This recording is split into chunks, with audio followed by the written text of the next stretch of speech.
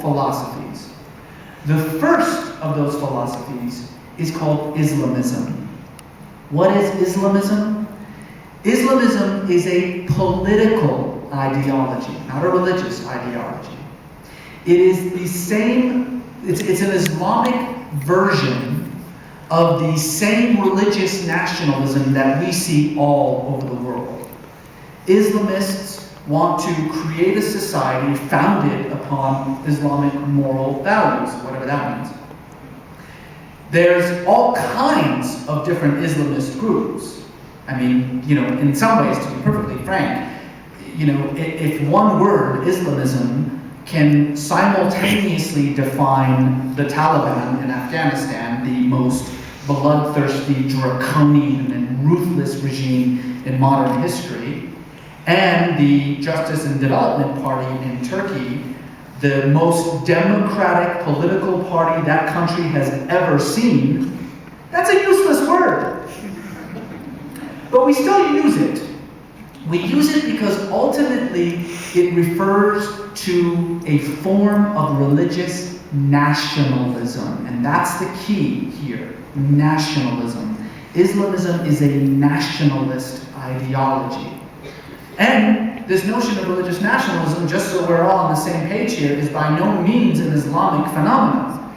It's actually quite a universal phenomenon.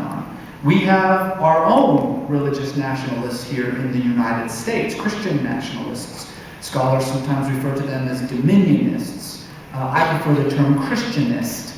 It's a political philosophy that wants to establish the United States on quote-unquote Christian principles. Again, whatever that means. These are Christians who want to turn the United States into what they call a Christian state. Again, whatever that means. We're not sure what any of this actually means because no one's actually been able to do it. No Islamist group has actually been able to do it. No Christianist group has actually been able to do it. But make no mistake, it's a very powerful movement by if you believe demographers, about 100 million Americans are classified as dominionists. They even have their own presidential candidate, Mike Huckabee. Mike Huckabee, who last year, as he almost became the Republican nominee, repeatedly stated that his goal is to change the Constitution so that it is in alignment with the Bible. That's called dominionism. And he almost became the Republican nominee. Of course, we have Jewish religious nationalists in Israel.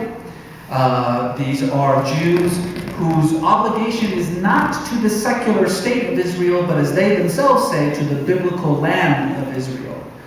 There is a small number of Jews, but their desire is for the whole state, biblical Israel, which means no two-state solution, no possibility of a Palestinian state. Unfortunately, despite their very small numbers, they do have an enormous political influence because the way that the Israeli Knesset works, as some of you know, it's impossible to have a majority in that Knesset unless you create these coalitions with these tiny groups, like the ultra-Orthodox Shas or the Yahadut HaTorah. You may only have 2 or 3 seats in the parliament, but 2 seats that makes 60 means that you have just as much power as anybody else. And indeed, it's precisely for that reason that it's been 2 decades since any Israeli government has actually finished a term. Because every time an Israeli government begins to move forward on a peace process, these small parties, the religious Zionists, these religious nationalists, pull out of the government collapses, it's time for a new election. And by the way, this is not just an Abrahamic or a monotheistic phenomenon. If you just want numbers, the largest group of religious nationalists are the Hindu nationalists of the BJP party. The denizens of Hindutva, conception of Hindu orthodoxy, which by the way, if ever there was an oxymoron, there it is. Who actually were quite powerful until last year's elections in India, where, when they go India, they were punished for their chauvinism and really did really poorly in those elections, but nevertheless, still a powerful force there. I say all this because I want to emphasize that religious nationalism is something we're just going to have to deal with. It's not going anywhere, especially in a democratic society.